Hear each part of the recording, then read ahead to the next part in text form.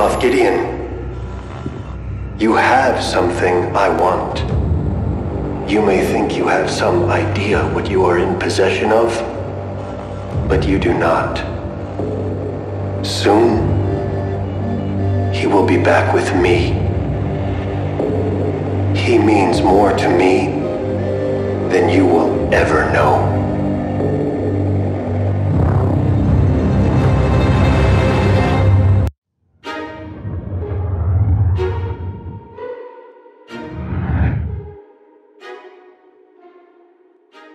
With the responsibility of taking the child to his kind, Djarin sets off to locate other Mandalorians to help him on his quest. After gaining a lead of where other Mandalorians could be, Djarin travels to Peli Motto at Mos Eisley, where she tells him of the lost settlement of Mos Pelgo. Having located the town, Djarin meets Sheriff Cobb Vanth, also known as the Marshal, who is wearing a Mandalorian armor and refusing to give it up. Before they can fight over it, a greater Krayt Dragon attacks the town. Cobb offers Djarin his armor in exchange for helping him get rid of the beast. They travel to the dragon's cave and along the way pick up a clan of Tusken Raiders who also want to kill the beast. Using explosives and other weaponry, the townspeople and the Tusken Raiders engage the Krayt Dragon while Djarin and Cobb attack it from the air. However, when the beast proves too resilient, Djarin has himself swallowed by it and blows the creature up from the inside, finally killing it. Being a man of his word, Cobb gives Djarin the Mandalorian armor. With the child with him, Djarin leaves the town to go on his next adventure, not knowing that he is being watched by someone.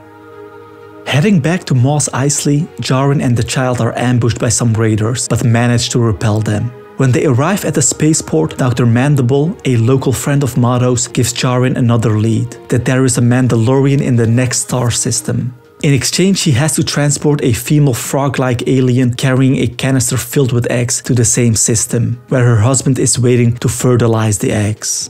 Djarin agrees and they start their journey, with the child secretly trying to snack on the eggs.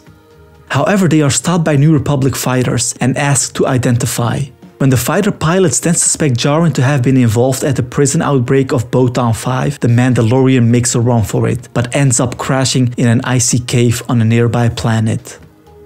Using a droid, the frog alien communicates with Djarin that the eggs are the last batch she will ever produce, so if they don't make it out of there on time, her lineage will disappear.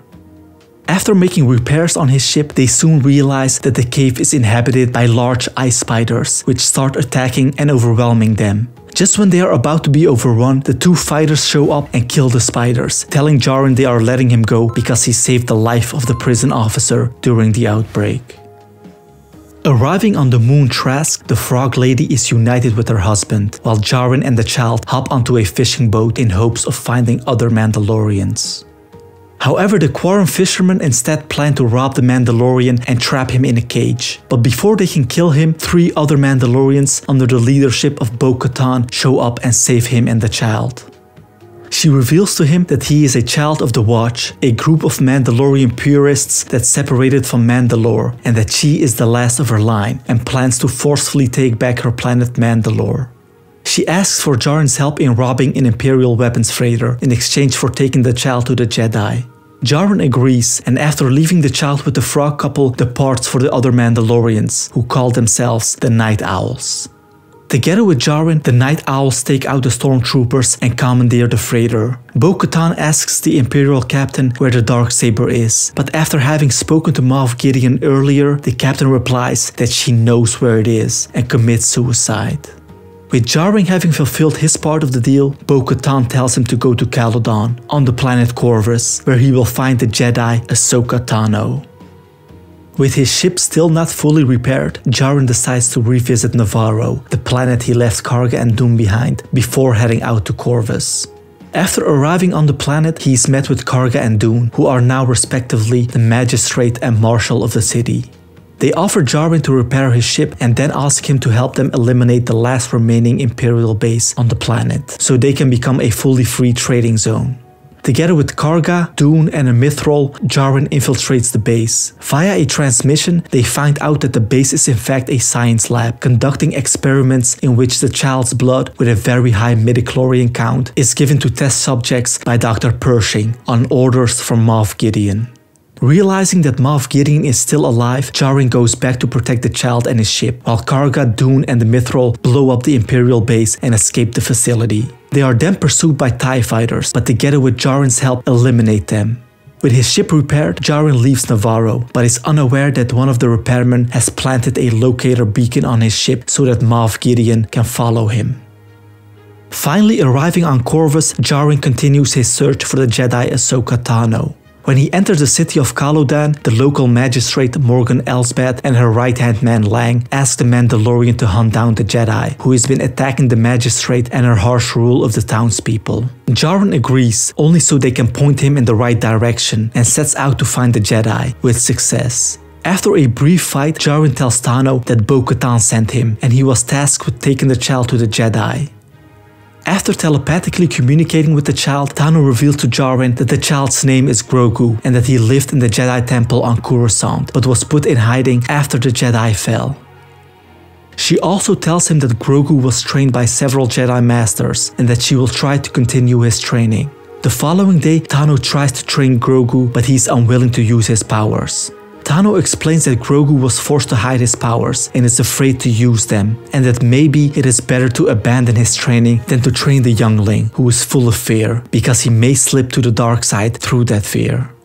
However, Jaren is not convinced and offers her his help in dethroning the magistrate in exchange for her training Grogu. Together they attack the city and defeat Lang and the magistrate. Tano then tells Jaren that he should take Grogu to the Seeing Stone on Titan, so that the child can reach out to other Jedi who can perhaps train him.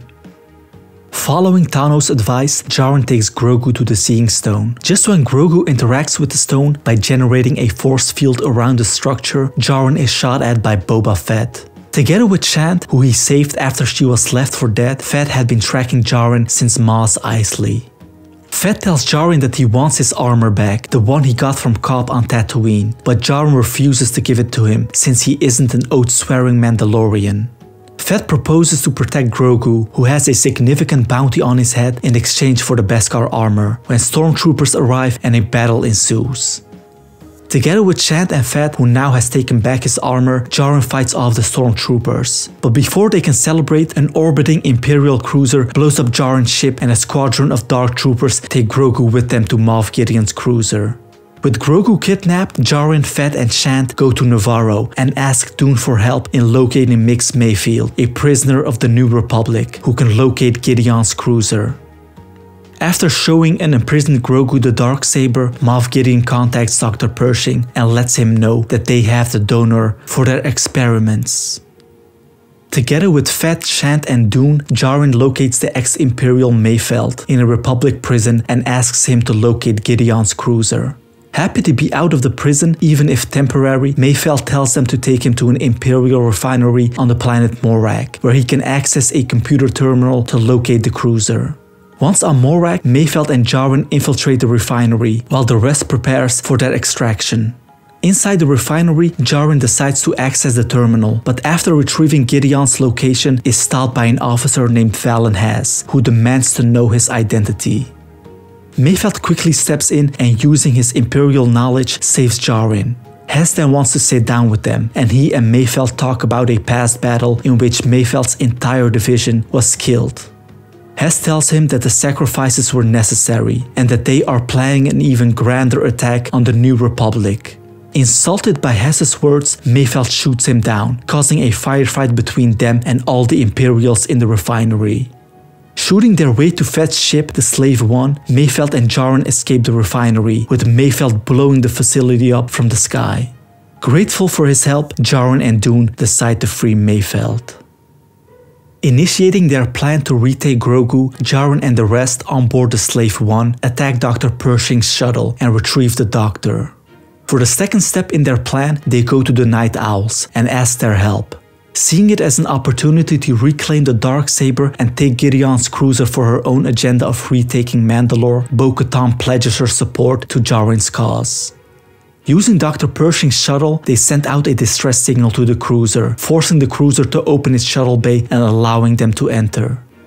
While Bo-Katan, Shand, Reeves, and Dune are headed for the bridge, Djarin goes to the brig to free Grogu. Once at the brig, Djarin sees that Gideon has the child. A battle ensues and Djarin manages to dismantle Gideon and take from him the Darksaber.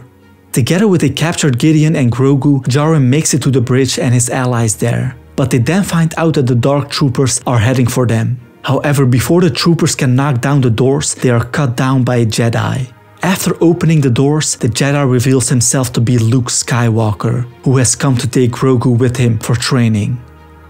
Before Luke takes the Force-sensitive child with him, an emotional Djarin removes his helmet and shows Grogu his face for the first time. Sometime later on Tatooine, Boba Fett, with Shand alongside him, kills Jabba's successor Fortuna and claims the Crime Lord's throne for himself.